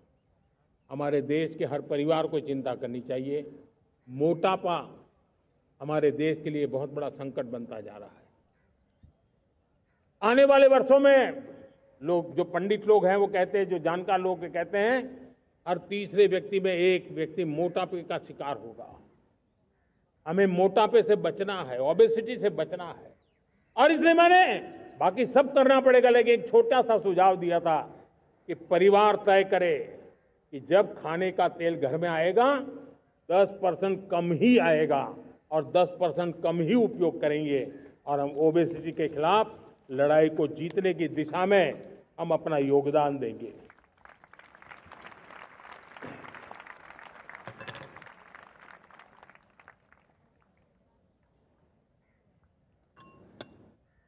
मेरे प्यारे देशवासियों, हमारा देश भाग्यवान है। हजारों साल की विरासत के हम धनी हैं, और वो हमें निरंतर ऊर्जा मिलती है, प्रेरणा मिलती है, त्याग और तपस्या की राह मिलती है। आज गुरु तेग बहादुर, यह वर्ष गुरु तेग बहादुर जी का 350वां शहीदी वर्ष है।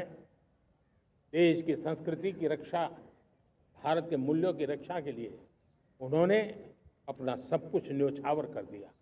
मैं आज उनको नमन करता हूं। साथियों, हमारी संस्कृति की ताकत हमारी विविधता है। हम विविधता को सेलिब्रेट करना चाहते हैं। हम विविधता को सेलिब्रेट करने की आदत बनाना चाहते हैं। यह हमारा गौरव है कि हमारा भारत माँ का यह बगीचा कितने विविध प्रकार के फूलों से सजा हुआ है, कितनी विविधताएं हैं। ये विविधता हमारे लिए एक बहुत बड़ा, हमारी विरासत है, बहुत बड़ा गौरव है। हमने प्रयागराज के महाकुंभ में देखा भारत की विविधता को कैसे जिया जाता है। एक स्थान पर करोड़ों लोग, एक ही भाव, एक ही प्राण, एक ही प्रयास, दुनिया के लिए बहुत बड़ा अजूबा है। महाकुंभ की वो सफलता भारत की एकता की, भारत के सामर्थ्य की दुहाई देती है। साथियों, हमारा देश भाषाओं की विविधता से बहुत ही भरा हुआ है, पुलकित है। और इसीलिए हमने मराठी, असमिया, बांग्ला, पाली, प्राकृत को क्लासिकल लैंग्वेज का दर्जा दिया है। और मेरा मत है, हमारी भाषाएं जितनी विकसित होगी, हमारी सभी भाषाएं जितनी समृद्ध होगी, हमारे नॉलेज के सिस्टम को भी उतना ही बल मिलने वाला है। और हमारी वो ताकत है, आज जब डेटा का जमाना है ना, तो ये ताकत दुनिया के लिए भी बड़ी ताकत बन सकती है। इतना सामर्थ्य हमारी लैंग्वेज में। हमें हमारी सभी भाषाओं पर गर्व होना चाहिए। हमारी सभी भाषाओं के विकास के लिए हर किसी ने बनते हुए प्रयास करना चाहिए। साथियों, पांडुलिपि में हमारे ज्ञान के भंडार पड़े हैं, लेकिन उसके प्रति उदासीनता रही है। इस बार हमने ज्ञान भारतम योजना के तहत देश भर में जहां भी हस्तलिखित ग्रंथ है, जहां पांडुलिपियां हैं, सदियों पुराने जो दस्तावेज हैं, उनको खोज खोज करके आज की टेक्नोलॉजी का उपयोग करते हुए उस ज्ञान की समृद्धि को आने वाली पीढ़ियों के लिए काम आए, उस दिशा में काम कर रहे हैं। मेरे प्यारे देशवासियों, हमारा स्पष्ट मत है, यह देश सिर्फ सरकारें नहीं बनाती है, ये देश राज सत्ता पर विराजमान लोग ही नहीं बनाते हैं, ये देश शासन की धुरा संभालने वाले नहीं बनाते हैं। ये देश बनता है कोटि कोटि जनों के पुरुषार्थ से, ऋषियों के, मुनियों से, वैज्ञानिकों के, शिक्षकों के, किसानों के, जवानों के, सेना के, मजदूरों के, हर किसी के प्रयास से देश बनता है। हर किसी का योगदान होता है, व्यक्ति का भी होता है, संस्थाओं का भी होता है। आज मैं बहुत गर्व के साथ एक बात का जिक्र करना चाहता हूं। आज से 100 साल पहले एक संगठन का जन्म हुआ, राष्ट्रीय स्वयंसेवक संघ।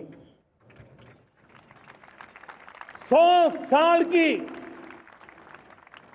राष्ट्र की सेवा एक बहुत ही गौरवपूर्ण स्वर्णिम पृष्ठ है। व्यक्ति निर्माण से राष्ट्र निर्माण के संकल्प को लेकर के 100 साल तक मां भारती का कल्याण का लक्ष्य लेकर के लक्षावधि स्वयंसेवकों ने मातृभूमि के कल्याण के लिए अपना जीवन समर्पित किया है। सेवा, समर्पण, संगठन और अप्रतिम अनुशासन, ये जिसकी पहचान रही है, ऐसा राष्ट्रीय स्वयंसेवक संघ दुनिया का ये सबसे बड़ा एनजीओ है। एक प्रकार से 100 साल का उसका समर्पण का इतिहास है।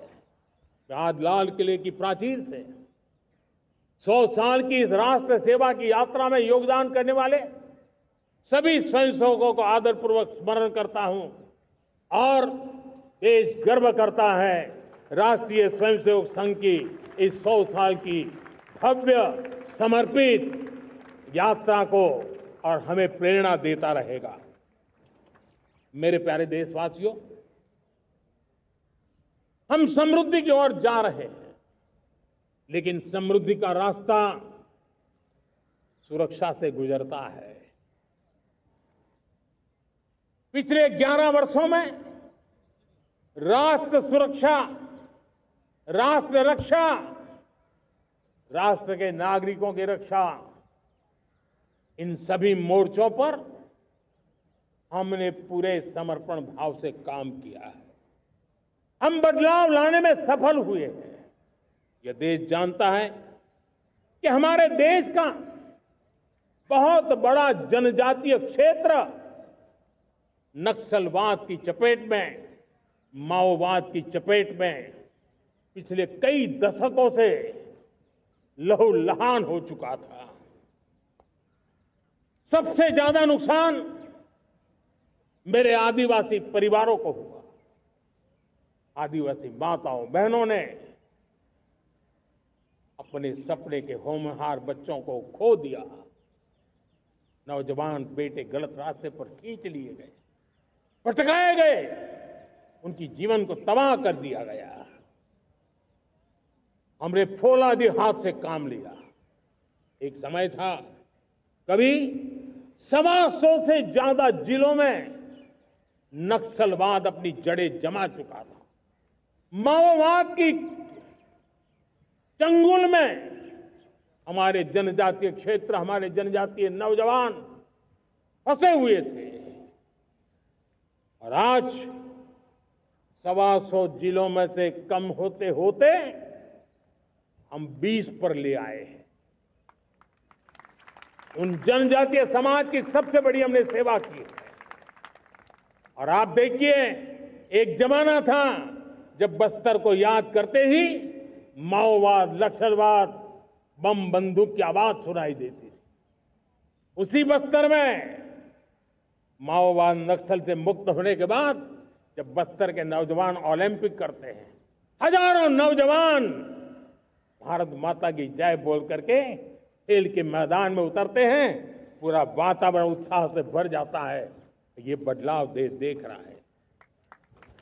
जो क्षेत्र कभी रेड कॉरिडोर के रूप में जाने जाते थे, वो आज विकास के ग्रीन कॉरिडोर बन रहे हैं। साथियों, हमारे लिए गर्व की बात है, भारत के नक्शे में जिन क्षेत्रों को लहूलुहान कर दिया गया था, लाल रंग से रंग दिया गया था, हमने वहां संविधान, कानून और विकास का तिरंगा फहरा दिया है। मेरे प्यारे देशवासियों, ये भगवान बिरसा मुंडा की 150वीं जयंती का अवसर है। तब इन जनजातीय क्षेत्रों को नक्सल से मुक्त कर करके, मेरे जनजातीय परिवार के नौजवानों की जिंदगी बचा करके हमने भगवान बिरसा मुंडा को एक सच्ची श्रद्धांजलि दी है।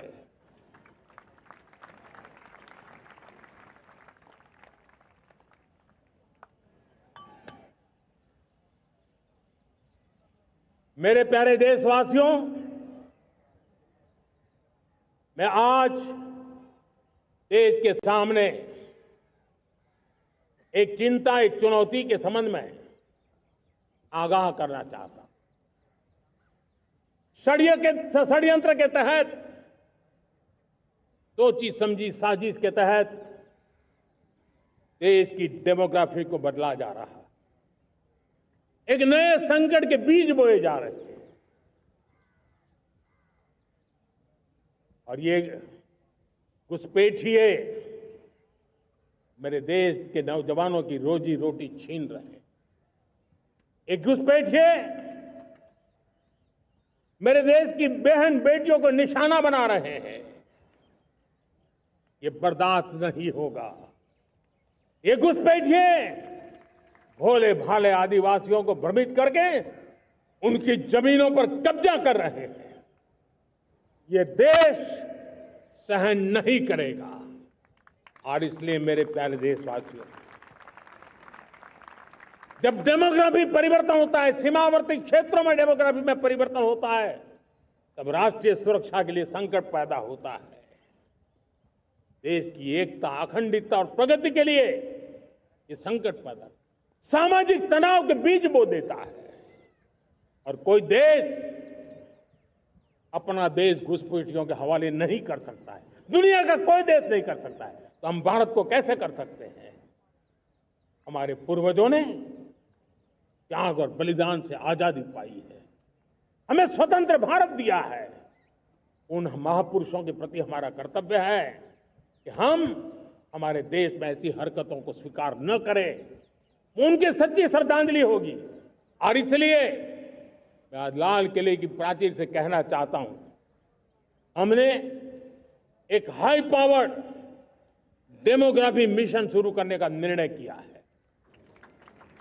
ये मिशन, इस मिशन के द्वारा ये जो भीषण संकट नजर आ रहा है, भारत पे मंडरा रहा है जो संकट है, उसको निपटाने के लिए तय समय में सुविचारित निश्चित रूप से अपने कार्य को करेगा, उस दिशा में हम आगे बढ़ रहे हैं। मेरे प्यारे देशवासियों, कल जन्माष्टमी का पावन पर्व है। भगवान श्री कृष्ण का जन्मोत्सव देश में मनाया जाता है। साथियों, जब मुझे भगवान श्री कृष्ण याद आते हैं तो हम देख रहे हैं कि पूरे विश्व में आज युद्ध के तौर तरीके बदल रहे हैं। हमने देखा है कि भारत युद्ध के हर नए तौर तरीकों को निपटने में समृद्ध है। हमने ऑपरेशन सिंदूर में दिखा दिया है। टेक्नोलॉजी में जो भी महारत थी, पाकिस्तान ने हमारे सैन्य ठिकानों पर, हमारे एयरबेस पर, हमारे संवेदनशील स्थानों पर, हमारे आस्था के केंद्रों पर, हमारे नागरिकों पर मिसाइल्स, ड्रोन अनगिनत मात्रा में उन्होंने वार किया। देश ने देखा है, लेकिन देश को सुरक्षित रखने के जो प्रयास पिछले 10 साल में हुए हैं, उस ताकत का परिणाम था कि उनके हर हमले को हमारे जाबाजों ने और हमारी टेक्नोलॉजी ने तिनके की तरह बिखेर दी।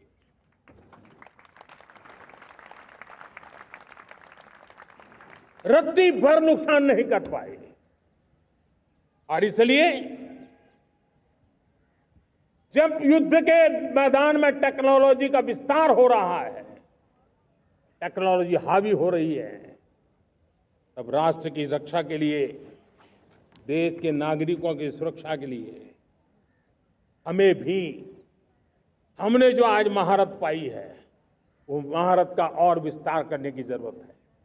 हमने आज जो महारत पाई है, उसको लगातार अपग्रेडेड करते रहने की आवश्यकता है। और इसलिए साथियों, मैंने एक संकल्प लिया है। मुझे आपके आशीर्वाद चाहिए, कोटि कोटि देशवासियों के आशीर्वाद चाहिए, क्योंकि समृद्धि कितनी ही क्यों न हो, अगर सुरक्षा के प्रति उदासीनता बरतते हैं तो समृद्धि भी किसी काम की नहीं रहती। और इसलिए सुरक्षा का महत्व बहुत बड़ा है। और इसलिए मैं आज लाल किले की प्राचीर से कह रहा हूं, आने वाले 10 साल में 2035 तक राष्ट्र के सभी महत्वपूर्ण स्थलों, जिनमें सामरिक के साथ साथ सिविलियन क्षेत्र भी शामिल है, जैसे अस्पताल हो, रेलवे हो, जो भी आस्था के केंद्र हो, उन्हें टेक्नोलॉजी के नए प्लेटफॉर्म द्वारा पूरी तरह सुरक्षा का कवच दिया जाएगा। ये सुरक्षा का कवच लगातार विस्तार होता जाए, देश का हर नागरिक सुरक्षित महसूस करे। किसी भी प्रकार की टेक्नोलॉजी हम पर वार करने आ जाए, हमारी टेक्नोलॉजी उससे बेहतर सिद्ध हो। और इसलिए आने वाले 10 साल 2035 तक मैं ये राष्ट्रीय सुरक्षा कवच का विस्तार करना चाहता हूं, मजबूती देना चाहता हूं, आधुनिक बनाना चाहता हूं। और इसलिए भगवान श्री कृष्ण से प्रेरणा पाकर के हमने श्री कृष्ण का जो सुदर्शन चक्र था, उस सुदर्शन चक्र की राह को चुना है। आप में से बहुत लोगों को याद होगा, जब महाभारत की लड़ाई चल रही थी, श्री कृष्ण ने अपने सुदर्शन चक्र से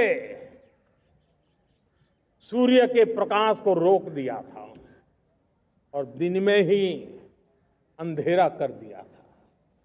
सूर्य प्रकाश को सुदर्शन चक्र से रोक दिया था। और तब अर्जुन ने जो शपथ ली थी जयद्रथ का वध करने की, उस प्रतिज्ञा को अर्जुन पूर्ण कर पाए थे। वो सुदर्शन चक्र के पराक्रम और रणनीति का परिणाम था।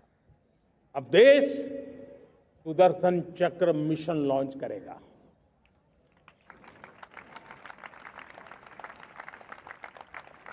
ये मिशन सुदर्शन चक्र एक पावरफुल वेपन सिस्टम दुश्मन के हमले को न्यूट्रलाइज तो करेगा ही करेगा, लेकिन कई गुना ज्यादा दुश्मन पर हिट बैक करेगा।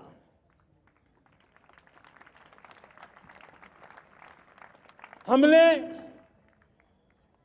भारत के इस मिशन सुदर्शन चक्र के लिए कुछ मूलभूत बातें भी तय की है। आने वाले 10 सालों में हम उसको प्रखरता से आगे बढ़ाना चाहते हैं। एक तो ये पूरी आधुनिक सिस्टम, इसके लिए रिसर्च, डेवलपमेंट, उसकी मैन्युफैक्चरिंग हमारे देश में ही हो, हमारे देश के नौजवानों के टैलेंट से हो, हमारे देश के लोगों के द्वारा बनी।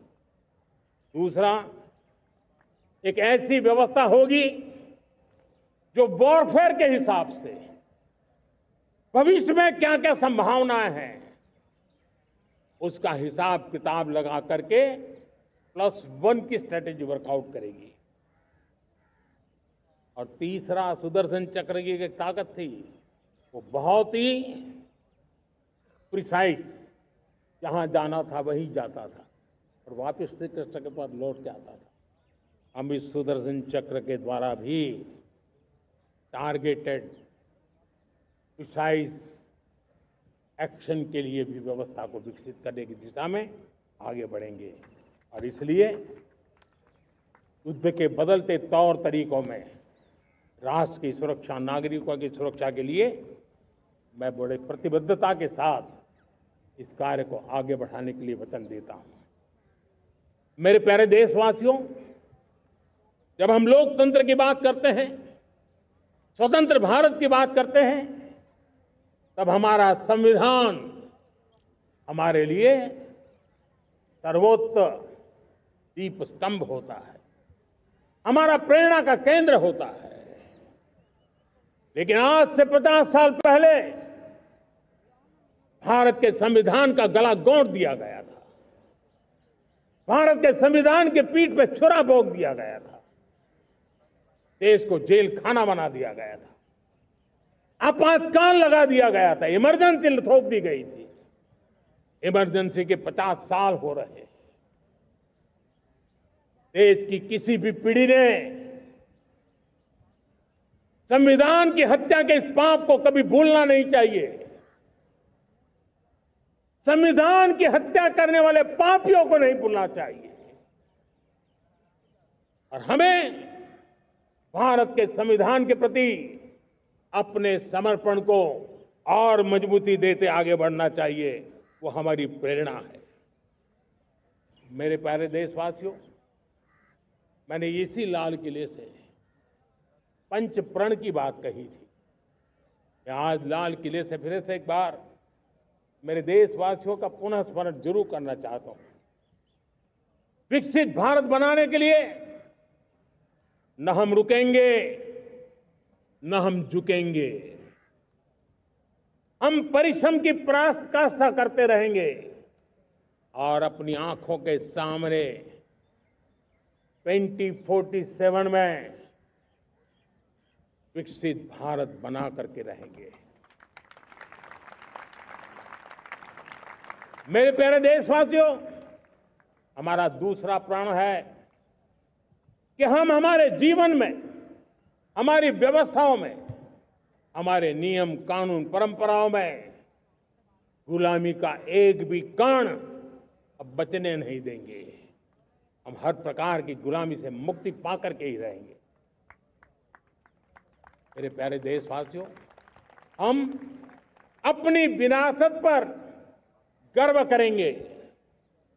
हमारी पहचान का सबसे बड़ा आभूषण, सबसे बड़ा गहना, सबसे बड़ा मुकुटमणि हमारी विरासत है। हम विरासत का गर्व करेंगे। मेरे प्यारे देशवासियों, इन सब के लिए एकता, ये मंत्र सबसे बड़ा शक्तिशाली मंत्र है और इसलिए एकता की डोर को कोई काट न सके, ये हमारा सामूहिक संकल्प होगा। मेरे प्यारे देशवासियों, मां भारती के प्रति कर्तव्य निभाना ये पूजा से कम नहीं है, तपस्या से कम नहीं है, आराधना से कम नहीं है। और उसी भाव से हम सब मातृभूमि के कल्याण के लिए परिश्रम की पराकाष्ठा करते हुए 2047 विकसित भारत के लक्ष्य को पार करने के लिए अपने आप को अपा देंगे, अपने आप को झोंक देंगे। जो भी सामर्थ्य है, कोई भी अवसर को छोड़ेंगे नहीं। इतना ही नहीं, नए अवसरों को निर्माण करेंगे और निर्मित करने के बाद हम 140 करोड़ देशवासियों के सामर्थ्य से आगे बढ़ते ही रहेंगे, बढ़ते ही रहेंगे, बढ़ते ही रहेंगे। मेरे प्यारे देशवासियों, हमें याद रखना है, 140 करोड़ देशवासियों को याद रखना है, परिश्रम में जो तपा है, परिश्रम में जो तपा है, उसने ही तो इतिहास रचा है। परिश्रम में जो तपा है, उसने ही तो इतिहास रचा है। जिसने फौलादी चट्टानों को तोड़ा है, जिसने फौलादी चट्टानों को तोड़ा है, उसने ही समय को मोड़ा है। जिसने फौलादी चट्टानों को तोड़ा है, उसने ही समय को मोड़ा है। और समय को मोड़ देने का भी, समय को मोड़ देने का भी यही समय है, सही समय है। मेरे प्यारे देशवासियों, एक बार फिर आप सबको आजादी के इस महान पर्व की अनेक अनेक शुभकामनाएं देता हूं, बहुत बहुत बधाई देता हूं। मेरे साथ बोलेंगे, जय हिंद, जय हिंद, जय हिंद। भारत माता की, भारत माता की, भारत माता की। वंदे, वंदे, वंदे। बहुत बहुत धन्यवाद। जनगण मन अधिनायक जय